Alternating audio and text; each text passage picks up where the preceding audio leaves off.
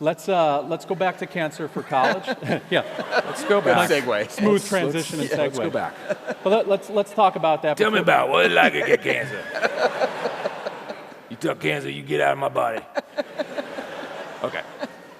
Continue. Sorry. After this segment, we're going to open it up to students to ask questions, good questions, not "Can I be in your next movie?" questions.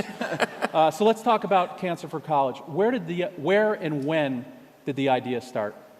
Well, when I made that decision, or the professor in my organic chemistry class made that decision that I wasn't going to go the doctor route, I decided to volunteer for a camp in LA called Camp Good Times. It's a camp for kids with cancer. And when I volunteered, they had a parent visitation night. And the parents were coming up to me saying how great it was that I was in college, gone through cancer, and the thought of them even thinking about putting money away for a college education was not, you couldn't even realize it, because at the time, treatments like bone marrow transplants were not 100% covered by insurance. And in that time, they were $600,000, $700,000. So that's kind of when the light bulb went on that I could do something to raise money to help these kids get a chance to have the opportunity that we all had to come to a school like this. And so I came back to school that next semester and got into the USC Entrepreneur Program. And when they taught us how to write a business plan, my girlfriend and now my wife actually bought me a book on how to start a nonprofit in the USC bookstore, and that's how it all started. That's fantastic. Yeah.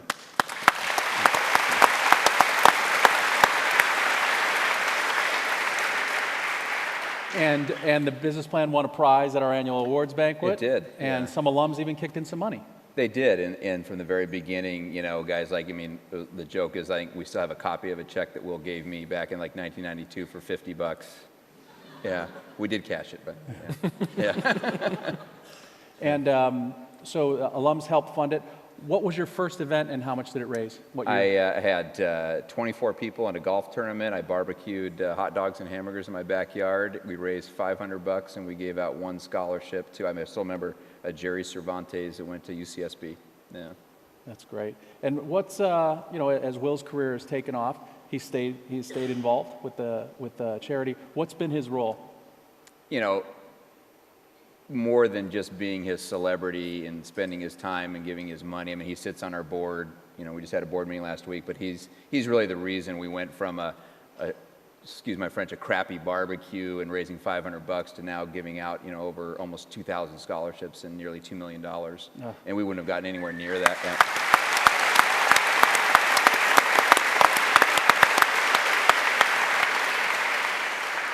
And in addition to golf tournaments, you have a product line that features Mr. Ferrell. Mr. Ferrell, why sunscreen? Because it's delicious. Sunscreen, well, you have to protect yourself from the deadly rays of the sun.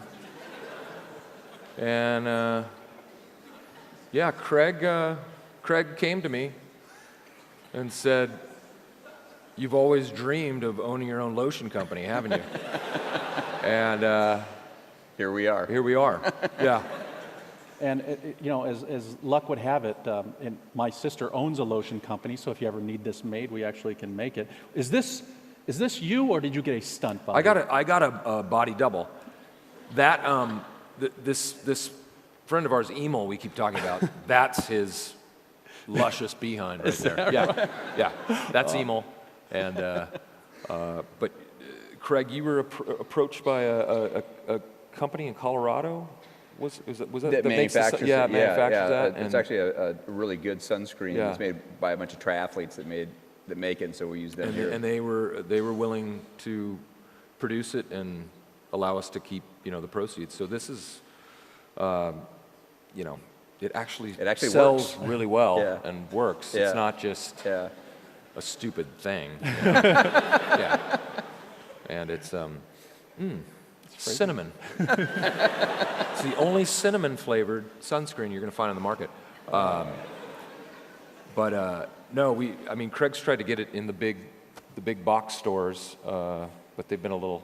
We've gotten the Heisman from them because they were Yeah. concerned that they would outsell Coppertone and some of their brands to give them a lot of co-op dollars. But he took this on. Was it Jimmy Fallon that took it on first, Yeah. or was it? And we sold 20,000 bottles in I think it was 2 or 3 days on the internet from when he went on there, which all the money goes to scholarships. I mean, it basically added, another $100,000 in scholarships to the kids. That's incredible. Yeah. That's incredible. Yeah.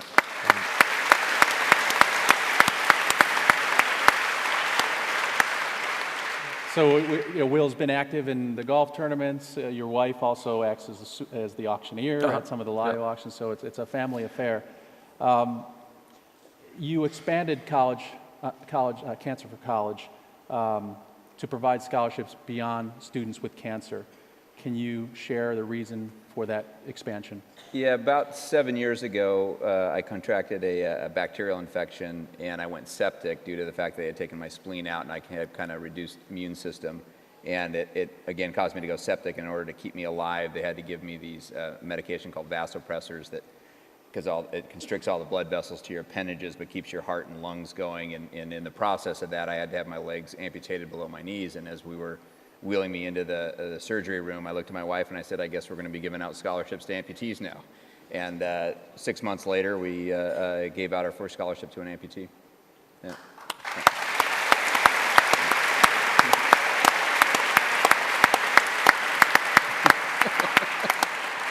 I feel like an idiot. I had no idea you don't have any legs.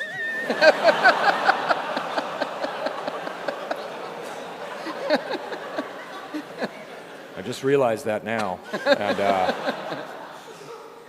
and I'm sorry. I'm sorry. Thank you. Yeah. So Not a good night for me. So observant. Acutely aware of what's going on around you at all times. But you were back, months later after that operation, you were back for the tournament for... In fact, I witnessed a moment when we were at the tournament, we were signing people in, and once again, Craig doesn't tell anyone this has happened to him.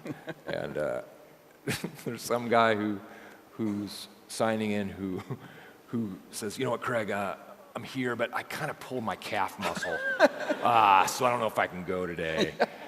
Craig gets up, walks around the table in his shorts, showing off his robotic legs, and goes, "Oh, really? You got to pull the calf muscle?"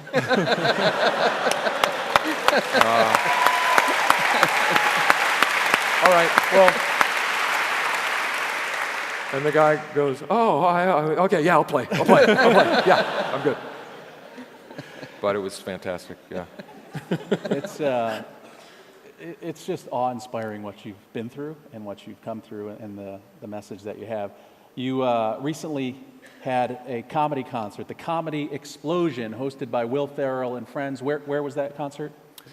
That was down in San Diego at the San Diego Civic Auditorium. Civic Theater. Yeah. Discovered by the Germans. In 1904. Yes. Absolutely. And to date, how many scholars and how much have you awarded? We're approaching 2,000 scholarship winners, and a little over $2 million will hit this year. That's impressive. That is impressive. Thank you.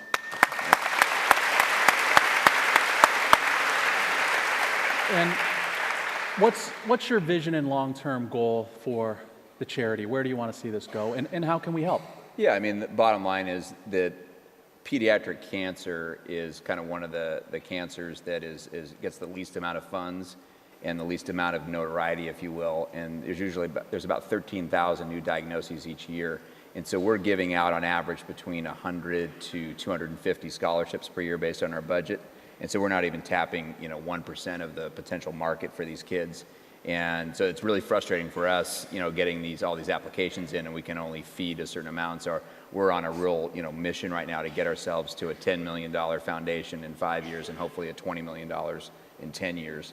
And so the bottom line is, that's what we're kind of doing right now, so that we can someday be able to award scholarships to anybody that has cancer.